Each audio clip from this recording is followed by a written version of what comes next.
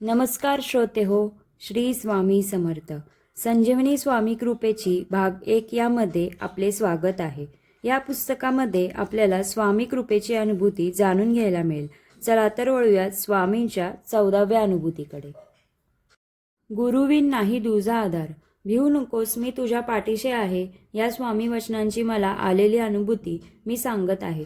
2005चे गणपतीचे दिवस. त्या आधीपासूनच मला माझ्या उद्योगात खूप त्रास झाला होता. माझी ऑटोमोबाईलची लाईन, जुन्या मोटार गाड्या घ्यायच्या, त्या विकायच्या, त्यासंबंधी RTOची कर्जाची कामे सर्व बघायला लागत असे. पण त्यात काही एकही काम सुरळीतपणे होत नव्हते. गाड्या घेऊन ठेवलेल्या, त्यात पैसा अडकलेला, काही ना काही अडचणी येत होत्या. खूप वैतागलेलो होतो.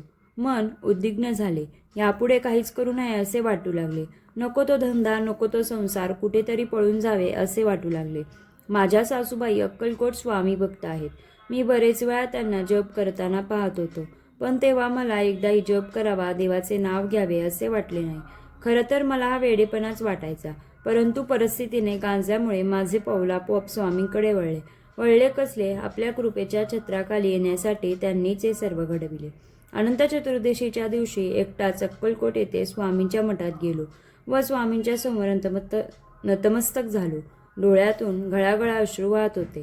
शरीर कंप पावत होते आणि स्वामींविषयीची प्रेमभावना जागृत झाली. त्यांना सर्व काही निवेदन केले. मन मोकळे झाले. नकळतच डोळे मिटले गेले आणि तेथून विश्वास घेऊनच बाहेर पडलो. तेव्हापासून जो फरक पडला तो विश्वास न ठेवण्यासारखाच होता. अगदी गुंता सहज सुटावा तसे प्रत्येक काम नीट मार्गी लागले. मागे वळून पाहण्याची कधी वेळच येत नाही. असा स्वामींच्या रूपाने मला वटवृक्षाचा आधारच मिळाला. जय जय श्री स्वामी समर्थ.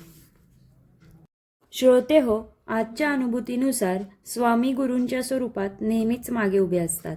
आपण न घाबरता त्यांच्याकडे पाऊल वळवले तर सर्व काही अशक्य ते शक्य होते. पुढच्या अनुभूतीसाठी चॅनलला लाईक करा, शेअर करा आणि सबस्क्राईब करा. भेटूयात पुढच्या अनुभूतीमध्ये. दिगंबरा दिगंबरा श्रीपाद वल्लभ दिगंबरा.